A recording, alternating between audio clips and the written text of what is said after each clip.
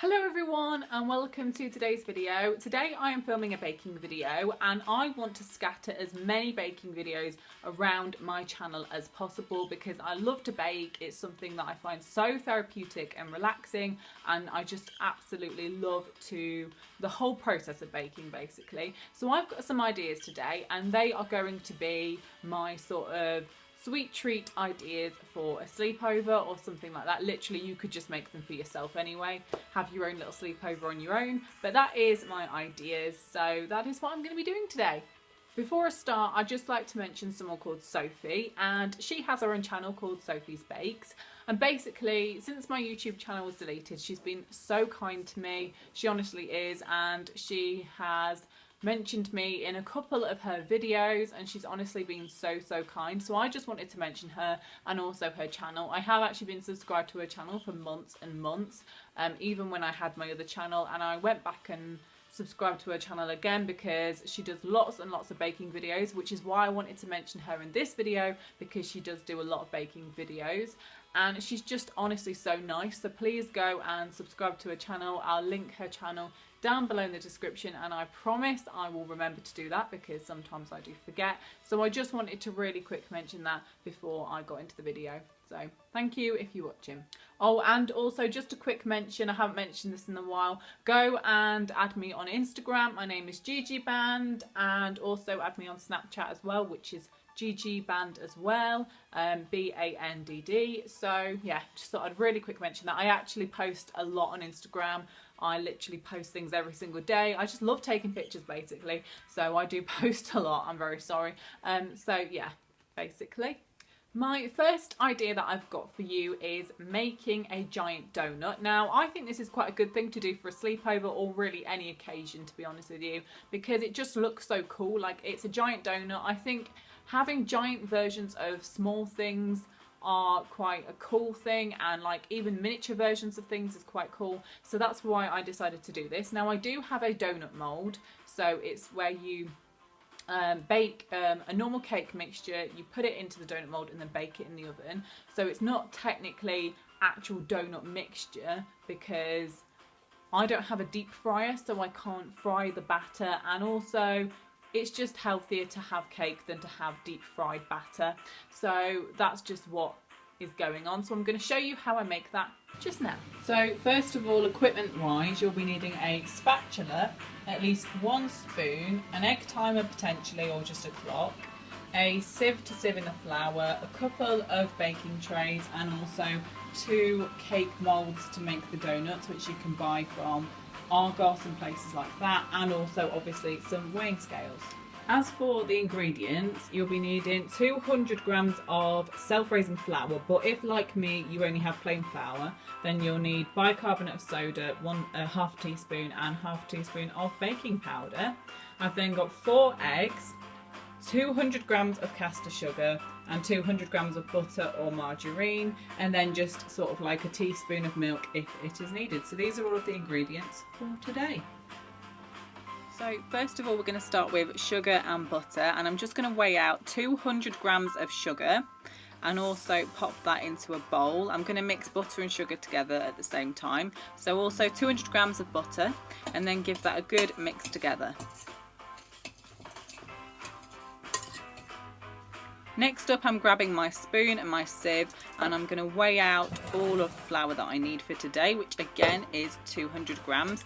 Today I'm using plain flour, so I am going to add some bicarb, but it does say to use self-raising flour, and just give that a good sieve into the bowl.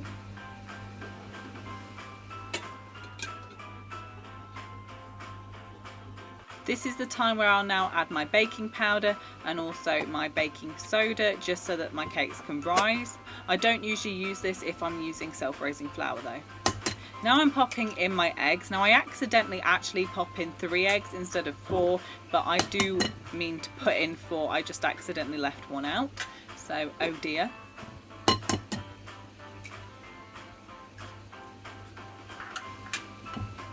Now for a good old mix. Now the mixture felt a little bit dry because I obviously missed out an egg, so I added a little bit of milk. Setting the temperature to about 175 to 180 degrees Celsius, preheating. And now I'm getting out a tray and I'm just going to pop my moulds on it for the donut, and then just pop the mixture into each. Make sure it's even in each one. Now as you can see, it's a little bit messy, so I'm getting my spatula, I'm going to go around the bowl, and yep, that's funny, that is. Yeah, very, very messy job here. I could have done it a little bit neater, but never mind. I'm just giving it a shake to even it out, and I'm going to put it in for 15 minutes and check up on it. They went, actually, to be honest with you, they were in for about 30 minutes because I accidentally left them in, but they do need about 20, I would say.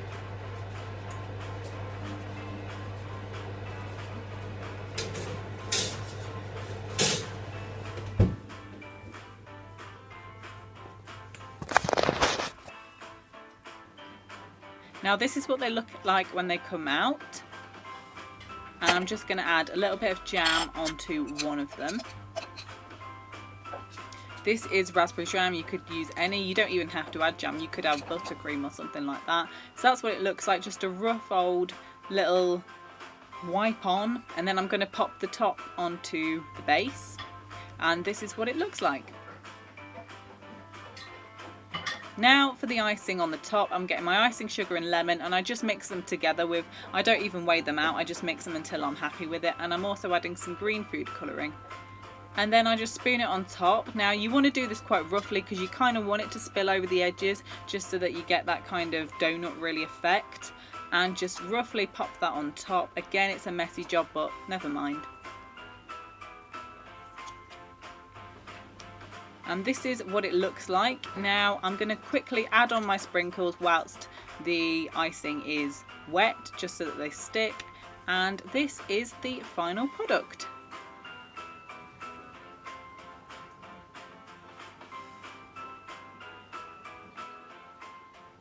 My next idea is s'mores, or schmalz. S'mores or schmalz, I don't know, but basically they are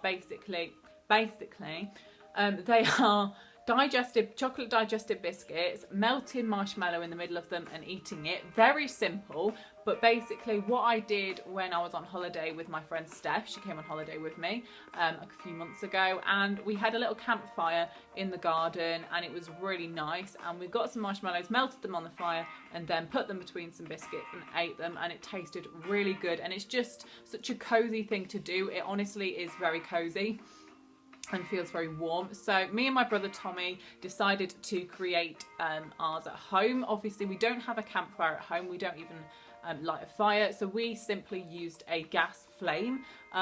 So I'll show you us doing that. And by the way, I do apologise for the bad quality of my videoing clips, simply because I've got exams right now. I'm not thinking about lighting or what's in the background, I'm just filming anything, so I do apologise for that, but I'm going to show you how we do that now.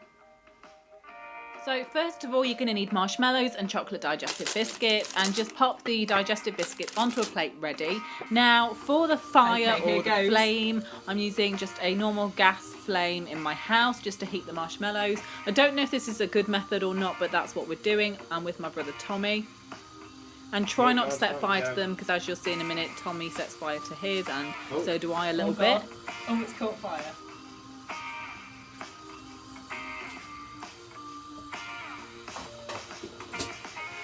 Tommy! Oh,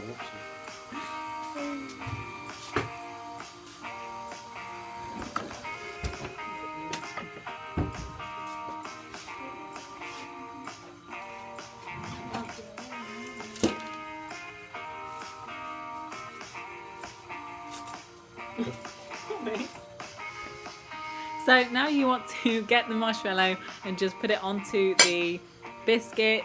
Sorry, I'm just laughing at Tommy's face because he always does that face. And just mush them together basically, and that's basically what it looks like.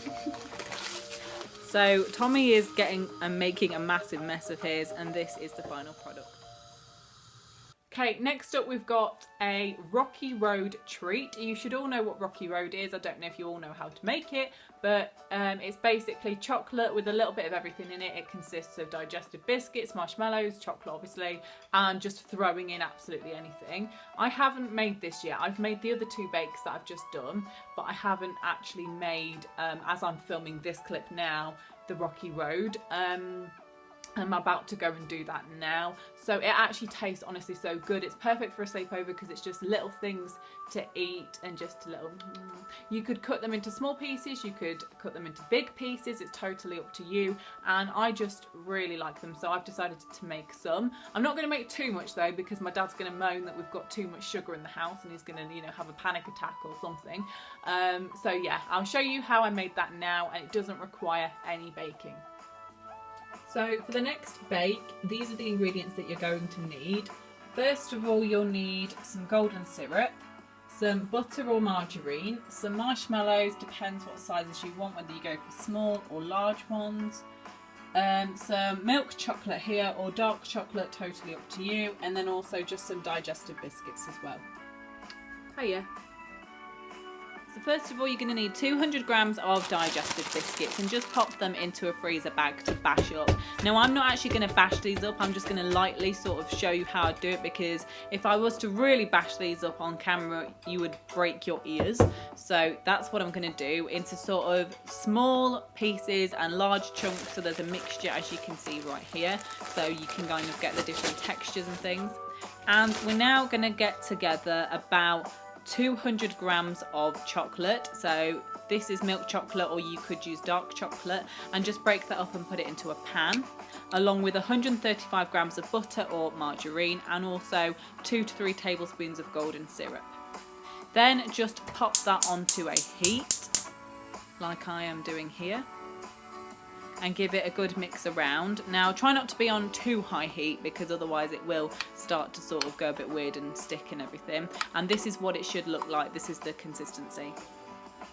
Now you'll be needing 100 grams of mini marshmallows, or you could break down some bigger marshmallows and just combine that with the biscuit mixture.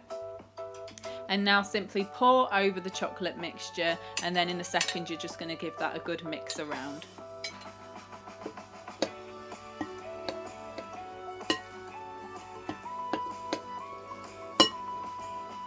Once that's thoroughly mixed, then get the mixture and pop it into a tin or anything like that. I've got a silicone case, so that's all that I need, and this is what it looks like before it goes into the fridge. So now I've got it out of the fridge. I went a little bit OTT on the icing sugar, but that just makes it look a little bit better, and this is what it looks like up close. You've got the marshmallow bits, the biscuit bits, and you could also just literally pop in anything that you wanted to. Okay, so we have now reached the end of the video. I hope you enjoyed it. If you got some inspiration to make any of the things that I have just suggested to you, then please do make them. And like I said, s'mores are just so much fun. They're so quick and easy. Be careful not to set fire to the marshmallows. And yeah, just try the Rocky Road as well. Honestly, that's so good as well. So basically, these are just really quick things that you can do. So I hope you enjoyed the video, and I hope to see you in my next one, which my brother should be in. Should have my brother in the next video. Tommy. So you'll get to meet him for the first time on this channel, I think. No, he's just been in this video. Anyway, goodbye.